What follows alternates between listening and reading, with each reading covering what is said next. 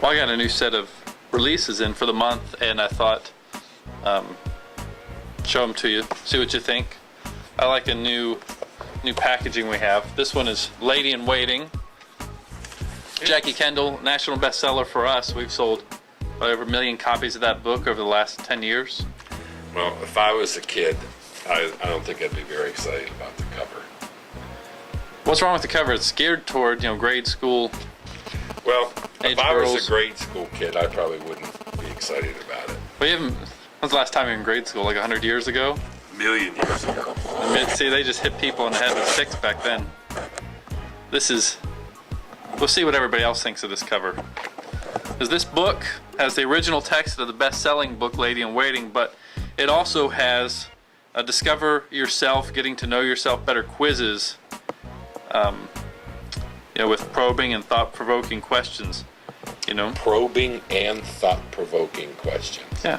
That way it helps you become the woman God destined you to be. Well, I don't want to be the woman God destined me to be. Well, your granddaughter, Alyssa Ann, is 7. That's true. And rather than her trying to find, the prince that's going to make her happy, I want her to be able to realize that her happiness is her own responsibility, and her fulfillment in God's purpose is up to her. It's not dependent on some random schlub she brings home that I'm going to have to shoot anyway. What are the chances of her finding somebody like you anyway? So she's going to have to just take whatever she gets. And if she knows, if she finds her happiness with herself, then does that mean she can marry a schlub and be happy? Yes, you can marry schlub and be happy. It's not wouldn't be my first choice as a grandpa, though. Well, Mom did. Oh, wait. Hey, you opened yourself up for that one. You started a book fight.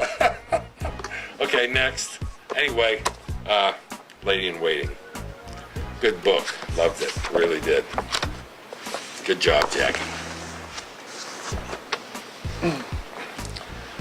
There's a new author, Jenna Alcorn. Finding the God Zone. It is kind of like the Twilight Zone. This poor lady, over a period of 4 short years, I say short because they were 364, not 365, but over a period 4 leap years in a row. Over a period of 4 years, she lost her husband, stepdaughter, and 3 other close loved ones.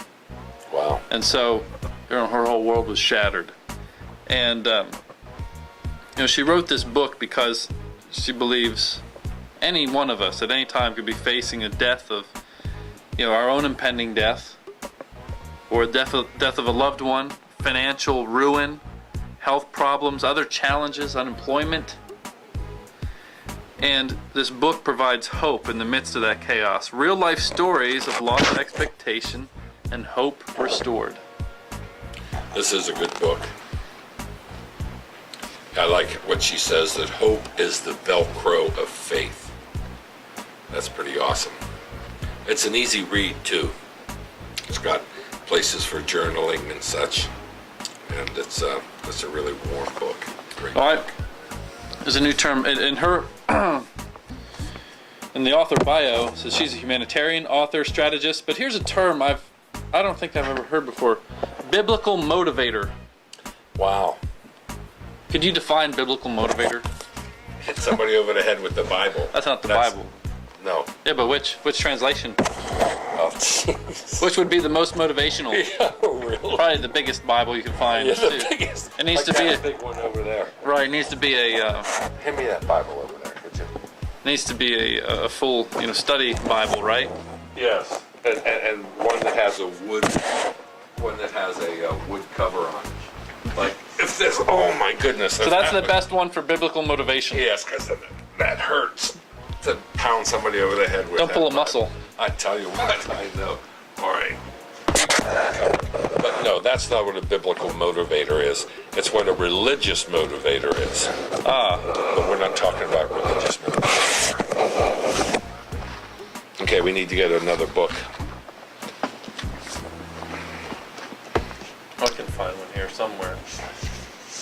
I want to do Seeing Jesus by Ron Larson. Yeah, powerful book. Now, you might notice the new cover design on this one.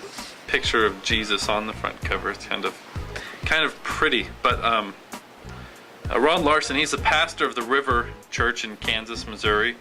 He's been planting churches and Bible schools for 28 years. And this book he calls a manual that insists on seeing Christ's fullness, a blueprint for restoring the shine of God's design in you. I think that the real powerful thing about this book is that this requires a relationship with Jesus rather than just following a list of rules and regulations. You can't shine if there's not a light bulb in you shining. A makeover is not going to make you shine. No, a makeover isn't going to make you shine.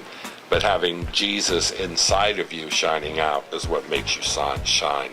I really love the subtitle, Restoring His Brilliance. And His brilliance is really restored in us. That's very powerful. What else we got? Listen, if I put them over here, That's fine. I'm keeping them, and you're not getting them back Okay. afterwards.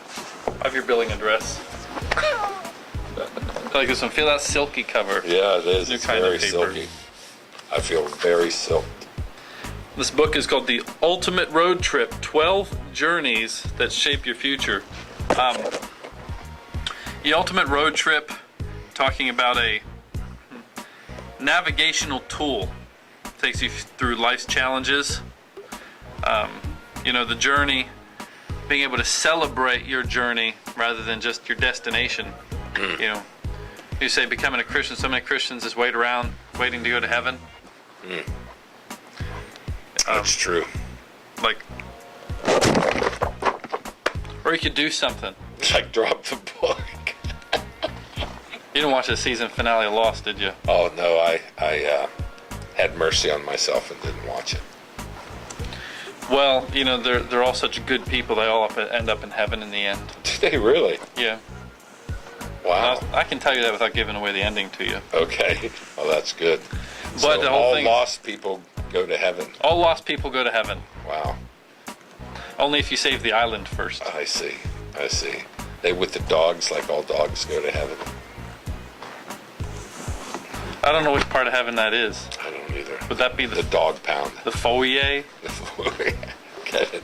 As The a dog pres- yay. Yeah, All right, so this is a good book. that's right. People think they are alone. Let me see that one for a second. People think they're alone, that nobody has ever been through the things that they go through. But one of the cool things about this book, you realize, holy smoke, either somebody's writing my biography or other people experience this too. And this is how you get through it. It's awesome. Yeah, you think about that. This is the kind of book that would work really well for small group settings and Sunday school classes. Yeah, absolutely. Campus ministries, youth groups, because it deals with the journeys of motivation and faith building. Plus, it just looks exciting. The kind of title. Sort of like she got shot out of a cannon, though. Yeah. Either that or he's training to be an Olympic jumper. High jumper, yeah. Olympic high jumper, or would that be more hurdling? He's hurdling a high jump. All right. Clearly, you don't watch the Olympics. Clearly, I don't watch the Olympics. Nope. Yeah. So Donald, thank you for showing me these books. Remember, this pile is mine.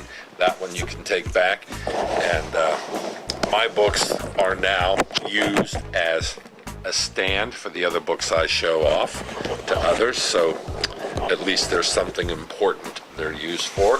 And Donald, don't ever say I didn't give you a heavy word. There you go. It's great. Now I can be a biblical motivator. You can be a biblical. Am I being sent forth to go motivate the Yes, masses? you are. And Teddy Roosevelt said, walk softly and carry a big stick. He meant a Bible. He meant a big Bible. He meant a big Bible. Yeah, that's right. We got it right now. Thank you, buddy. Appreciate it. See you in a month. See you in a month.